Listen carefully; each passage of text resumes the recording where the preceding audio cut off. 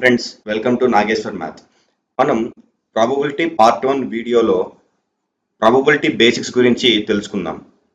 మీరు కనుక probability 1 video కనుక చూడకపోతే పైన ఐ బటన్లో ఆ వీడియోని నేను ప్రొవైడ్ చేస్తాను, లేదంటే కింద డిస్క్రిప్షన్లో వీడియోని నేను ప్రొవైడ్ చేస్తాను.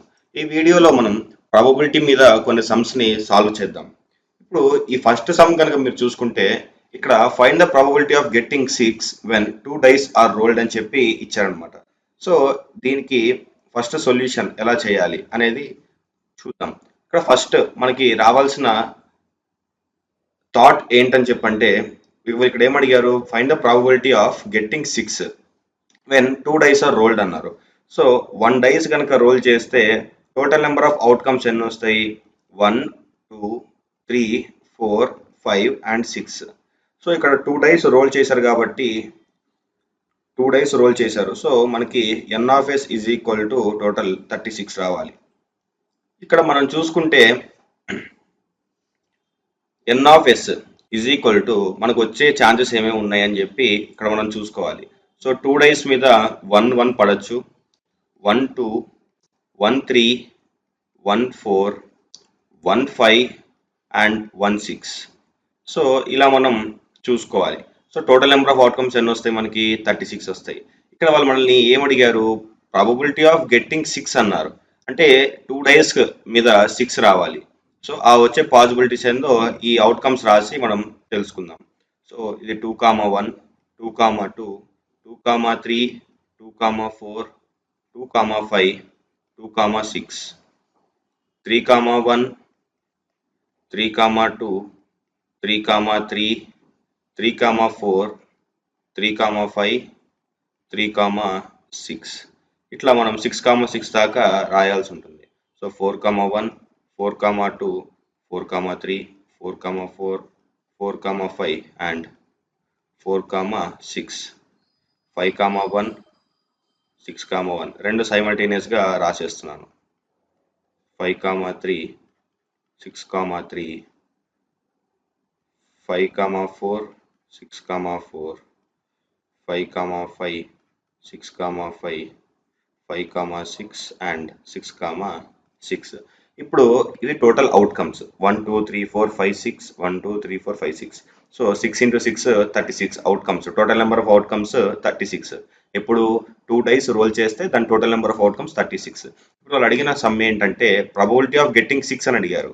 సో 2 డైస్ని యాడ్ కనుక చేస్తే, సపోజ్ ఇక్కడ నేను ఫస్ట్ డైస్ తీసుకున్నాను, ఇది సెకండ్ డైస్ తీసుకున్నాను. సో నాకు ప్రాబబిలిటీ 6 రావాలి. సో నాకు 6 అనే నెంబర్ రావాలి కాబట్టి ఫస్ట్ డైస్లో నాకు 1, సెకండ్ డైస్లో నాకు 5 పడచ్చు, లేదా ఫస్ట్ డైస్లో నాకు 5, సెకండ్ డైస్లో 1 పడచ్చు. సో అటువంటి పాసిబిలిటీస్ ఎన్ని ఉన్నాయి అనేది నేను ఇప్పుడు ఈ దీంట్లో చూసుకోవాలి. సో ఇప్పుడు ఇక్కడ నేను చూసుకుంటే 1,1, 1,2, 1,3, 1,4, 1,5. సో నాకు ఇక్కడ 6 రావాలి. సో 6 రావాలని చెప్పంటే వన్ ఆఫ్ ద పాసిబిలిటీ నాకు 1,5. ఎందుకు? 1 + 5 6 వస్తుంది కాబట్టి. నెక్స్ట్ 1,6 తీసుకుంటే 1 + 6 7 అవుతుంది. సో అది ఇన్వాలిడ్. నెక్స్ట్ 2,1 లేదు, 2,2 అంటే ఈ రెండింటిని యాడ్ చేస్తే మనకి 6 రావాలి. సో 2,4, 2,4 చేస్తే మనకి 6 వస్తుంది. నెక్స్ట్ 2,5, 2,6 లేదు, 3,1, 3,2 లేదు, 3,3. సో ఇది ఒక పాసిబిలిటీ. 3,4 ఇవన్నీ ఏమి లేవు. 4,1 అండ్ 4,2 అంటే ఉన్న వాటినే ఇంకా రివర్స్ చేసుకోవాలి. 5,1. నెక్స్ట్ ఇంకా ఈ ఏ ఒక్క నెంబర్ చూసుకున్నా, లేదా ఏ ఒక్క పాసిబుల్ అవుట్కమ్ చూసుకున్నా మనకి 6 రాదు. So total number of outcomes ఇక్కడ ఎన్ని వస్తున్నాయి? Favourable outcomes 1 2 3 4 and 5. సో మనకి ఎఫ్ ఆఫ్ ఎస్ ఎంత అవుతుంది? 5 అవుతుంది. So therefore the probability of getting 6 is equal to total number of favorable outcomes 5 divided by total number of outcomes. Therefore probability of getting 6 is equal to 5/36 అని చెప్పి మనం చెప్పడం జరుగుతుంది అనమాట. సో ఇటువంటివి ఇంకా ఒక 2 ఎగ్జాంపుల్స్ మనం సాల్వ్ చేద్దాం. ఇక్కడ సెకండ్ క్వశ్చన్ చూస్తే find the probability of getting at least 1 head when 2 coins are tossed అని చెప్పి ఇచ్చారు. So probability of getting at least 1 head. So మనం ఒక కాయిన్ టాస్ చేసాం. సింగిల్ కాయిన్ కనుక మనకి టాస్ చేస్తే ఏదర్ హెడ్ అన్నా పడచ్చు, లేదు టైల్ అన్నా పడచ్చు. కానీ ఇక్కడ వాళ్ళు 2 కాయిన్స్ టాస్ అన్నారు. సో 2 power n, 2 కాయిన్స్ కాబట్టి 2 square. సో 2 స్క్వేర్ మనకి 4 అంటే 4 అవుట్కమ్స్ రావాలి. సో 2 కాయిన్స్ టాస్ చేస్తే మనకి టోటల్ నెంబర్ ఆఫ్ అవుట్కమ్స్ 4 రావాలి. సో 2 కాయిన్స్ మీద హెడ్ పడచ్చు, లేదు హెడ్ టైల్ పడచ్చు, tail head and tail. So ఇవి మనకి పడే ఛాన్స్ ఉన్నాయి. సో వాళ్ళు ఇక్కడ మనల్ని ఏమడిగారు, ప్రాబబిలిటీ ఆఫ్ అట్లీస్ట్ 1 head when 2 coins are tossed. So అట్లీస్ట్ 1 హెడ్ అంటే 1 హెడ్ అనేది కంపల్సరీగా ఉండాలి. సో అటువంటి పాసిబిలిటీ ఎక్కడ ఉన్నాయో చూసుకుందాం. హెడ్ 1 పాసిబిలిటీ ఉంది, అంటే ఒక హెడ్ ఉంది. హెడ్ టైల్ ఒక హెడ్ ఉంది, టైల్ హెడ్ ఒక హెడ్ ఉంది. నెక్స్ట్ టైల్లో అసలు హెడ్ లేదు కాబట్టి దీన్ని మనం అవాయిడ్ చేయాలి. సో ఇక్కడ ఫేవరబుల్ అవుట్కమ్స్ ఎఫ్ అనుకుంటాను. ఎఫ్ నాకు ఎన్ని ఫేవరబుల్ 3 అండ్ టోటల్ ఎన్ ఎంత, ఎన్ అంటే టోటల్ నెంబర్ ఆఫ్ అవుట్కమ్స్ ఎంత 4. Therefore probability is equal to favourable outcomes by total number of outcomes. So 3/4. So ఇట్లా ఇచ్చిన ప్రాబ్లమ్ని మనం క్వశ్చన్ అనలైజ్ చేసుకొని సింపుల్గా మనం అర్థం చేసుకొని చేస్తే ఈజీగా ఉంటుంది. నెక్స్ట్ ప్రాబబిలిటీలో కొన్ని కండిషన్స్ ఉన్నాయి. ఆ కండిషన్స్లో ఒక కండిషన్ ఏంటని చెప్పంటే some of probability. So some of probability ఎప్పుడైనా దాని వాల్యూ 1 ఉంటుంది. దీంట్లో P plus Q is equal to 1 అని చెప్పి మనకి ఇస్తారు. దాంట్లో P అంటే సక్సెస్ అండ్ Q అంటే ఫెయిల్యూర్. సో ఇందాక నేను ఒక సమ్ సాల్వ్ చేశా, అట్లీస్ట్ 1 హెడ్. సో దానికి నాకు ప్రాబబిలిటీ 3/4 వచ్చింది. So probability of getting at least 1 head probability 3/4. So P plus Q is equal to 1 అన్నాను. సో వన్ ఆఫ్ ద అంటే P అనేది సక్సెస్, ఇక్కడ Q అనేది ఫెయిల్యూర్. ఇక్కడ P ఆఫ్ S నేను P అనుకుంటాను. అంటే ఏంటి, P ఆఫ్ S ని P అని ఎందుకు అనుకున్నాను అని చెప్పంటే ఇది నేను సక్సెస్ కింద తీసుకుంటాను. ఎందుకు, probability of getting at least 1 head అంటే అక్కడ హెడ్ జరిగింది, హెడ్ తీసుకున్నాం కాబట్టి దాన్ని సక్సెస్ కింద తీసుకుంటాను. సో ఇక్కడ నేను కనుక సబ్స్టిట్యూట్ చేస్తే 3/4 plus Q is equal to 1. So మనకి Q value is equal to 1 minus 3/4 వస్తుంది. So Q is equal to 1/4. So ఇక్కడ Q ఏంటి, probability of not getting at least 1 head.